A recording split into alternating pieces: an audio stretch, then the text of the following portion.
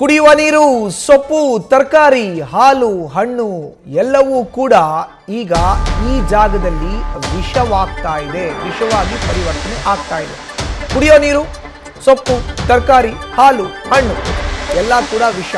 ಪ್ರತಿನಿತ್ಯ ವಿಷವನ್ನ ಸೇವನೆ ಮಾಡ್ತಿದ್ದಾರಂತೆ ಬನ್ನಿಕುಪ್ಪೆ ಗ್ರಾಮಸ್ಥರು.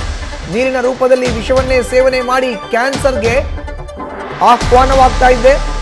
ಚಿಕ್ಕಬಳ್ಳಾಪುರ ಜಿಲ್ಲಾಧಿಕಾರಿ ಕಚೇರಿಗೆ ಸಮೀಪ ಇರೋ ಅಂತ ಬನ್ನಿಕುಪ್ಪೆ ಗ್ರಾಮ ಕ್ಯಾನ್ಸರ್ ಮಯವಾಗಿದೆ. ಇಲ್ಲಿ ಚಿಕ್ಕಬಳ್ಳಾಪುರ ತಾಲೂಕಿನ ಬನ್ನಿಕುಪ್ಪೆ ಗ್ರಾಮಕ್ಕೆ ಶಾಪವಾಗಿದೆ ಎಚ್ಎನ್ ವ್ಯಾಲಿ ನೀರಿನ ಯೋಜನೆ. ಇಬ್ಬರು ಕ್ಯಾನ್ಸರ್ಗೆ ಬಲಿಯಾದರೂ ಈ ತನಕ ರಾಜ್ಯ ಸರ್ಕಾರ ಎಚ್ಚೆತ್ತುಕೊಂಡಿಲ್ಲ. ಸ್ಥಳೀಯ ಜಿಲ್ಲಾಡಳಿತ ಕೂಡ ಎಚ್ಚೆತ್ತುಕೊಳ್ಬೇಕಾಗತ್ತೆ. ಜಿಲ್ಲಾಧಿಕಾರಿಗಳ ಕಚೇರಿಗೆ ಕೂಗಳತೆ ದೂರದಲ್ಲೇ ಇದೆಯಂತೆ ಈ ಗ್ರಾಮ. ಇಬ್ಬರು ಕ್ಯಾನ್ಸರ್ಗೆ ಬಲಿಯಾಗಿದ್ದಾರೆ. ಎಚ್ಎನ್ ವ್ಯಾಲಿ ನೀರು ಯಾವೆಲ್ಲ ಸಮಸ್ಯೆಯನ್ನು ತಂದಿಡ್ತಾ ಇದೆ ಅಂದರೆ, ಕುಡಿಯೋ ನೀರಿಗೆ ಸಮಸ್ಯೆ, ರೈತರು ಬೆಳೆಸೋ ಅಂಥ ಬೆಳೆಗಳಾಗಿರೋ ಸೊಪ್ಪು ತರಕಾರಿ ಏನಿದೆ ಅದಕ್ಕೂ ಕೂಡ ಈ ಎಚ್ಎನ್ ವ್ಯಾಲಿಯ ನೀರನ್ನೇ ಬಳಸೋದ್ರಿಂದ ಬೆಳೆಗೆ ಆ ಒಂದು ತರಕಾರಿ ಸೊಪ್ಪಿನಲ್ಲಿ ನೀರಿನ ಅಂಶ ಬೆರ್ತಿರುತ್ತೆ. ಇದರಿಂದ ಕ್ಯಾನ್ಸರ್ ಕಾಯಿಲೆ ಬರ್ತಾ ಇದೆ. ಯಾರೂ ಕೂಡ ಇದ್ರ ಬಗ್ಗೆ ಎಚ್ಚೆತ್ತುಕೊಂಡಿಲ್ಲ.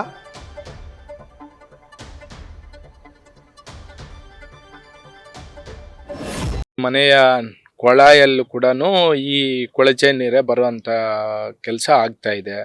ಆ ಗ್ರಾಮದ ಜನ ಈಗಾಗಲೇ ತತ್ತರಿಸಿ ಹೋಗಿದ್ದಾರೆ.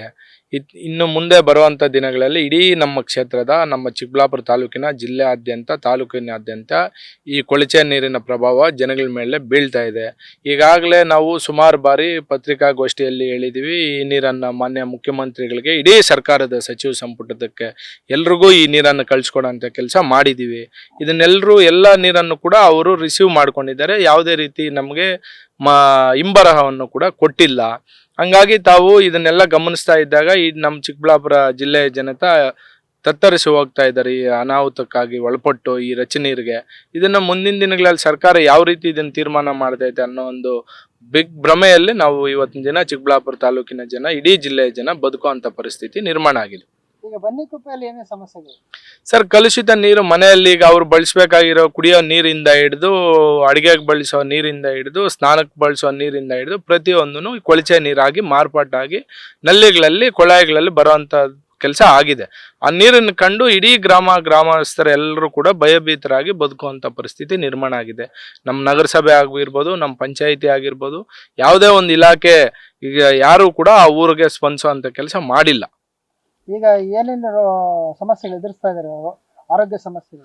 ಸರ್, ಇಡೀ ನಮ್ಮ ಈ ಹಿಂದೆ ನಾವು ಹಾಸ್ಪಿಟ್ಲಲ್ಲಿ ವರದಿ ತಗೊಂಡ್ರೆ, ಇಡೀ ನಮ್ಮ ಚಿಕ್ಕಬಳ್ಳಾಪುರ ಜಿಲ್ಲೆಯಲ್ಲಿ ಇತ್ತೀಚಿನ ದಿನಗಳಲ್ಲಿ ಯಾವುದೇ ಕುಟುಂಬದಲ್ಲಾಗಿರ್ಬೋದು, ಯಾವುದೋ ಒಂದು ಮಾರಕ ಕಾಯಿಲೆ, ಈ ಕ್ಯಾನ್ಸರ್ ಅಂತ ಮಾರಕ ಕಾಯಿಲೆ ಹಿಂದೆ ಪರಂಪರೆಯಿಂದ ಬರ್ತಾ ಇತ್ತು. ಅಥವಾ ಯಾರಿಗೋ ದುಶ್ಚಟಗಳು ಯಾರು ಒಳಗೊಂಡಿದ್ರು ಅಂಥವ್ರಿಗೆ, ದುಶ್ಚಟಗಳಿರೋವಂಥವ್ರಿಗೆ ಈ ಕ್ಯಾನ್ಸರ್ ಅಂತ ಮಾರಕ ಕಾಯಿಲೆಗಳು ಬರ್ತಾ ಇತ್ತು. ಇತ್ತೀಚಿನ ಈ ಕಳೆದ 3-4 ವರ್ಷದಿಂದ ಯಾರಿಗೂ ಮನೆಯಲ್ಲಿ ಕಾಯಿಲೆ ಇಲ್ಲದೆ ಇರುವಂಥವ್ರಿಗೆ ಏಕಾಏಕಿ ನಿರ್ಣಾಯಕವಾಗಿ ಡೈರೆಕ್ಟ್ ಆಗಿ ಈ ಕ್ಯಾನ್ಸರ್ ಕಾಯಿಲೆ ಅಂತ ಮಾರಕ ಕಾಯಿಲೆ ಕಾಣಿಸ್ಕೊಂತೇವೆ. ಕ್ಯಾನ್ಸರ್ ಕಾಯಿಲೆ ಈಗ ಬೇರೆ ಕಾಯಿಲೆ ಆದರೂ ನಮ್ಮ ನೇರವಾಗಿ ಕಣ್ಣಿಗೆ ಕಾಣಿಸ್ತದೆ. ಇದು 3ನೇ ಹಂತ 4ನೇ ಹಂತ ತಲುಪೋವರೆಗೂ ನಮ್ಮ ಕ್ಯಾನ್ಸರು ಜನಗಳಲ್ಲಿ ಬಂದಿದೆ ಅಂತ ಮಾಹಿತಿನೇ ಸಿಗಲ್ಲ. ಹೆಚ್ಚಿನ ಮಾಹಿತಿ ನೀಡ್ತಾರೆ ನಮ್ಮ ಪ್ರತಿನಿಧಿ ಸುರೇಶ್ ದೂರವಾಣಿ ಸಂಪರ್ಕಕ್ಕೆ ಸಿಕ್ಕಿದ್ದಾರೆ. ಸುರೇಶ್, ಗ್ರಾಮಸ್ಥರ ಅಳಲನ್ನ ಕೇಳ್ತಾ ಇದ್ದೀವಿ. ಎಚ್ಎನ್ ವ್ಯಾಲಿ ಎಷ್ಟು ದೊಡ್ಡ ಪ್ರಮಾಣದಲ್ಲಿ ಕಂಟಕವಾಗಿದೆ ಇಲ್ಲಿನ ಜನರಿಗೆ ಅನ್ನೋದು ಅರ್ಥ ಆಗ್ತಾ ಇದೆ. ಬಟ್ ಸರ್ಕಾರ, ಜಿಲ್ಲಾಡಳಿತ ಕಣ್ಮುಚ್ಚಿ ಕೂತಿರೋದು ಯಾಕೆ ಅಂತ?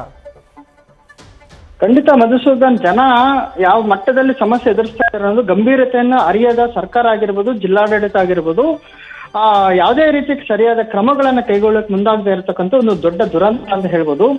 ಎಚ್ಎನ್ ವ್ಯಾಲಿ ಯೋಜನೆ ಜಾರಿಯಾದಾಗಿಂದಲೂ ಒಂದಲ್ಲ ಒಂದು ಸಮಸ್ಯೆ ಎದುರಾಗ್ತಾನೆ ಇದೆ. ಒಂದು ಅಂತರ್ಜಲ ಕಲುಷಿತ ಆಗ್ತಾ, ಆಕ್ಚುಲಿ ಉದ್ದೇಶ ಇದ್ದಿದ್ದು ಎಚ್ಎನ್ ವ್ಯಾಲಿನ ಅಂತರ್ಜಲ ತುಂಬಿಸುವಂತ ಒಂದು ಯೋಜನೆ ಆಗಿರ್ತಕ್ಕಂಥದ್ದು. ಆದ್ರೆ ಅದರ ದುಷ್ಪರಿಣಾಮ ಏನು ಅನ್ನೋದು ಅರಿಯದ ಸರ್ಕಾರ ಆ ಸಂದರ್ಭದಲ್ಲಿ ಆ ಯೋಜನೆಗೆ ಚಾಲನೆ ನೀಡಿತ್ತು. ನಂತರ ಈಗ ಏನು ಒಂದು 8-10 ವರ್ಷಗಳ ನಂತರ ಈಗ ಸಮಸ್ಯೆ ಬಿಗಡಾಯಿಸಿರ್ತಕ್ಕಂಥ ನೋಡ್ತಾ ಇದ್ರೆ, ಜನ ಇವತ್ತು ಕ್ಯಾನ್ಸರ್ ಪೀಡಿತರಾಗ್ತಾ ಇರ್ತಕ್ಕಂಥದ್ದು, ಜೊತೆಯಲ್ಲಿ ಅಂತರ್ಜಲ ಕೂಡ ಕಲುಷಿತ ಆಗ್ತಾ ಇರ್ತಕ್ಕಂಥದ್ದು, ಜೊತೆಗೆ ಏನು ಆ ನೀರಿನಿಂದ ಬೆಳೀತಾ ಇರ್ತಕ್ಕಂಥ ತರಕಾರಿಗಳಲ್ಲೂ ಕೂಡ ವಿಷಕಾರಿ ಅಂಶಗಳು ಕಂಡು ಬರ್ತಾ ಇರ್ತಕ್ಕಂಥ ನೋಡಿದ್ರೆ, ಇಲ್ಲಿನ ಜನ ಪರಿಸ್ಥಿತಿ ಮುಂದೆ ಏನು ಅನ್ನೋದು ಪ್ರಶ್ನೆ ಆಗ್ತಾ ಇರ್ತಕ್ಕಂಥದ್ದು. ಅದರಲ್ಲಿ ವಿಶೇಷವಾಗಿ ಏನು ಬನ್ನಿಕುಪ್ಪೆ ಗ್ರಾಮ ಇದೆ, ಬನ್ನಿಕುಪ್ಪೆ ಗ್ರಾಮಕ್ಕೆ ಹೊಂದಿಕೊಂಡಂತೆ ಏನು ಅಮಾನಿ ಗೋಪಾಲಕೃಷ್ಣ ಕೆರೆ ಇರ್ತದೆ.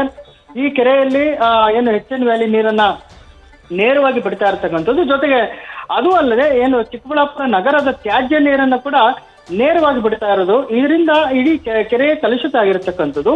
ಆ ಕೆರೆ ನೀರನ್ನ ಕಲುಷಿತಾಗಿ ನೀರು ಅಂತರ್ಜಲಕ್ಕೆ ಬಂದು ಅಲ್ಲಿ ಬೋರ್ವೆಲ್ ಎಲ್ಲರೂ ಕೂಡ ಏನು ವಿಷಕಾರಿ ನೀರು ಬರ್ತಾ ಇರೋದ್ರಿಂದ ಆ ನೀರನ್ನ ಬಳಸ್ತಾ ಇರತಕ್ಕಂಥ ಬನ್ನಿಕೊಪ್ಪ ಗ್ರಾಮಸ್ಥರೀಗ ಕ್ಯಾನ್ಸರ್ ಪೀಡಿತ ಗ್ರಾಮವಾಗಿದೆ ಅನ್ನೋ ರೀತಿಯಲ್ಲಿ ಅಲ್ಲಿ ಜನ ಕೂಡ ಆರೋಪ ಮಾಡ್ತಾ ಇರ್ತಕ್ಕಂಥದ್ದು.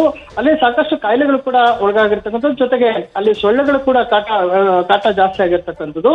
ಇದು ಇಷ್ಟೆಲ್ಲ ಸಮಸ್ಯೆಗಳಿದ್ರು ಕೂಡ ಜಿಲ್ಲಾಡಳಿತ ಯಾವುದೇ ಕ್ರಮಕ್ಕೂ ಮುಂದಾಗಿಲ್ಲ. ಅಲ್ಲಿ ಜನರಿಗೆ ಸ್ಪಂದನೆ ಕೂಡ ಕೊಡದೇ ಇರತಕ್ಕಂಥ ನೋಡಿದ್ರೆ ಜಿಲ್ಲಾಡಳಿತ ಯಾವ ಮಟ್ಟದಲ್ಲಿ ಗಾಢ ನಿದ್ರೆಗೆ ಜಾರಿದೆ ಅಥವಾ ಅವರು ಯಾಕೆ ಜನರಿಗೆ ಸ್ಪಂದಿಸ್ತಾ ಇಲ್ಲ ಅನ್ನೋದು ಒಂದು ಪ್ರಶ್ನೆ ಆಗಿರ್ತಕ್ಕಂಥದ್ದು. ಮಧುಸೂದನ್, ಧನ್ಯವಾದ ಸುರೇಶ್ ನಿಮ್ಮ ಮಾಹಿತಿಗೆ.